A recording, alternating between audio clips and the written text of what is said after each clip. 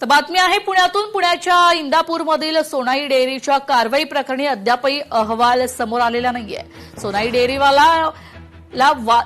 डेअरीला कोण वाचवतं असा सवाल आता करण्यात येतोय। तुकाराम मुंढे सोनाईवर कधी कारवाई करणार? पुण्यातील सोनाई डेअरी प्रकरणी एफडीआय आयुक्त तुकाराम मुंढेंची प्रतिक्रिया आता समोर आलेली आहे। सोनाई डेअरीवर कारवाई केली असं तुकाराम मुंढेंचं म्हणणं आहे, तर कारवाईबाबतचे रिपोर्ट येणं अजून बाकी आहे। मी यावर कोणतेही वक्तव्य करणार नाही, मात्र आम्ही याबाबत कारवाई करत नाही। असं तुमच्या डोक्यात काही असेल तर ते कृपया काढून टाका, असं तुकाराम मुंढे म्हणाले।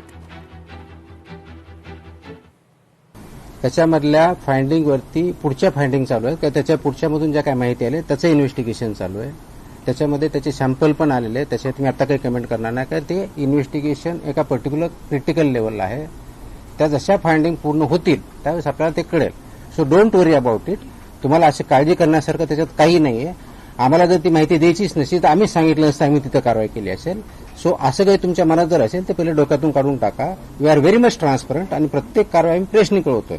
एफडीए याबद्दल सातत्यानं एकच जी गोष्ट सांगते त्यामध्ये ही चौकशी अजून पूर्ण झालेली नाही, पण ही सर्वसामान्य जनतेची भावना आहे की हे जे कोणी दूध भेसळखोर आहेत, हे दूध भेसळखोर म्हणजे सर्वसामान्य जनतेला कॅन्सरच्या तोंडात ढकलण्याचं काम हे दुर्दैवानं यामध्ये होते। आणि काहीशा फायद्याच्या दृष्टिकोनातून जर या गोष्टी होत असतील तर याच्यावर आळा हा बसायला पाहिजे आणि जे कोणी दोषी असतील त्यांचं काय लागेबांधे असतील, काय त्यांच्यावर आशीर्वाद असतील, हे सगळे बाजूला ठेवून त्यांच्यावर कठोर कारवाई झाली पाहिजे, जनतेची मागणी।